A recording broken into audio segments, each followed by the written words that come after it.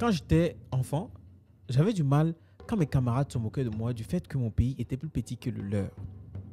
Pour la petite histoire, moi j'ai grandi au Burkina Faso et en faisant savoir cela à mon père, c'est là qu'il me dira qu'en réalité mon pays était 2 fois plus grand que ce qu'il est aujourd'hui. Le Togo, ou le Togo allemand comme vous voulez, avait une superficie de 90 400 km² et englobait la Volta qui se trouve actuellement au Ghana. Et comment se fait-il qu'il ne reste plus que 56 000 km²? Je réponds à cette question, donc restez jusqu'à la fin de cette vidéo. C'est parti. Le 27 avril 1960, le drapeau à l'étoile blanche sur fond rouge avec des lignes jaunes et vertes flotte pour la première fois sur les bâtiments officiels du Togo. Entre parenthèses, en vrai, notre drapeau est le plus beau d'Afrique et du monde. Ce n'est pas un débat. Merci. Ce jour marque l'indépendance du pays et son entrée dans la communauté internationale, mettant fin à plus d'1 siècle de domination étrangère qui avait commencé au 19e siècle avec la présence de comptoirs portugais, danois et hollandais. Pour rappel, le 5 juillet 1884, un explorateur allemand du nom de Gustav Nachtigal signe un accord de protectorat avec le roi Mlapa III sur la plage de Baguida, initiant la colonisation allemande du Togo.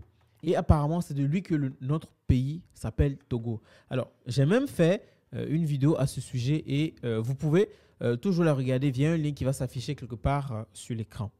L'année suivante, la Confédération de Berlin officialise le Togoland comme colonie allemande couvrant plus de 90 000 km². Cependant, la Première Guerre mondiale met fin à cette période. La Première Guerre mondiale, dont les combats s'élargissent aux colonies européennes du monde, y met fin 30 ans plus tard. Donc, en 1914, les forces françaises envahissent le Togoland depuis le Dahomey à l'est. Les Britanniques qui occupent la Gold Coast pénètrent le territoire allemand par l'ouest. Et après la défaite de l'Allemagne en 1918, le Togo devient un pays sous mandat de la Société des Nations, donc SDN, ancêtre des Nations Unies. Donc, après la défaite de l'Allemagne en 1819, le Togo est divisé entre la France et la Grande-Bretagne, donc sous mandat de la Société des Nations Unies, comme je le disais. Le pays fut divisé en 2 territoires, donc le Togo occidental avec 33 900 km² administré par la Grande-Bretagne et le Togo oriental d'une superficie de 56 600 km² placé sous mandat français. Seule la partie orientale constitue l'actuelle République togolaise. Pendant l'entre-deux-guerres, les puissances coloniales renforcent leur contrôle. En 1922, la langue française devient la seule langue d'enseignement au détriment des langues locales. Après la Seconde Guerre mondiale, un désir de changement apparaît. En 1946, le Togo français est séparé de l'Afrique occidentale française et obtient une représentation au Parlement français. En 1956, le Togo britannique est intégré à la Gold Coast, actuelle Ghana, tandis que le Togo français devient une république autonome au sein de l'Union française. Et à cette époque, la vie politique s'organise avec 2 camps principaux. Celui de Sylvanus Olympio, qui souhaite un État togolais réunifié, et celui du mouvement populaire togolais qui préfère rester lié à la France.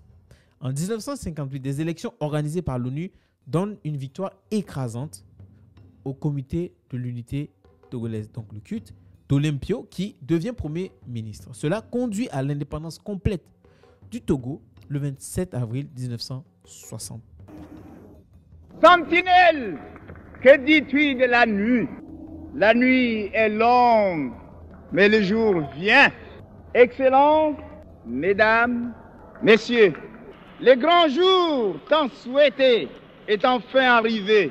Notre pays, le cher Togo, qui depuis 1884 a été successivement protectorat allemand, condominium franco-britannique, territoire sous tutelle de la France, retrouve en ce jour du 27 avril 1960 sa liberté d'antan.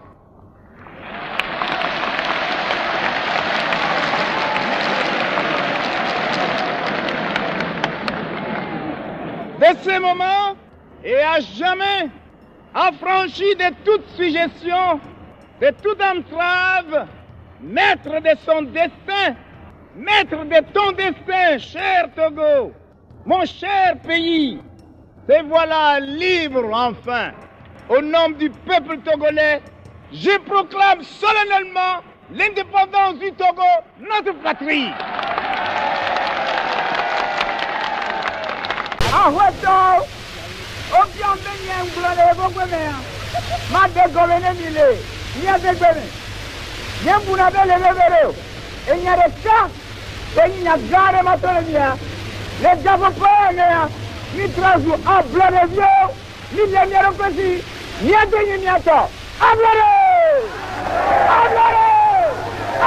Jusqu'à ce niveau, vous savez le comment du pourquoi le Togo a été scindé en deux.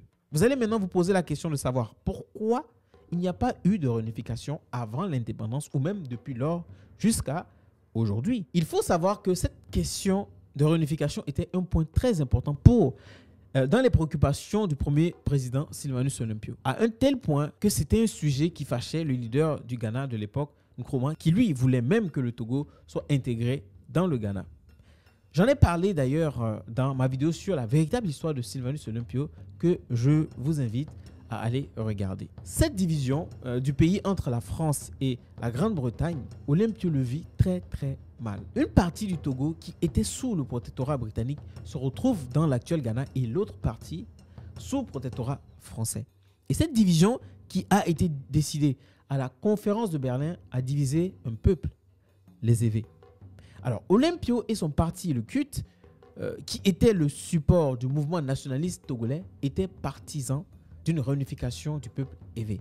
Et face à ce combat farouche qu'il menait pour la réunification du peuple évé, les gens se posaient même la question de savoir si lui-même n'était pas évé. À cette question, je la réponds dans la vidéo sur son histoire. Malgré son combat, sa détermination, il ne gagnera pas ce combat puisque la séparation a été actée le 8 mai 1956 à travers les urnes par lesquelles les évêques britanniques ont opté pour le rattachement à la Gold Coast. Faudrait-il que le Togo réclame cette partie du territoire qui lui a été volée? Cette division a été un impact considérable pour les peuples qui étaient dans cette zone-là. Des familles ont été divisées et c'est pareil pour beaucoup de pays africains aujourd'hui qui ont été séparés par les colonisateurs. Pensez-vous qu'il faudrait alors retracer l'Afrique comme elle a été avant l'arrivée des colons? Quels seront les impacts que cela pourrait entraîner? Alors bien évidemment, je vous laisse me répondre en commentaire. Alors c'est la fin de cette vidéo que j'ai eu honnêtement le plaisir de réaliser. Et si tu me découvres à travers cette vidéo, sois la bienvenue car sur cette chaîne, je traite principalement des sujets d'actualité, d'histoire et de géopolitique. Abonne-toi et à la prochaine.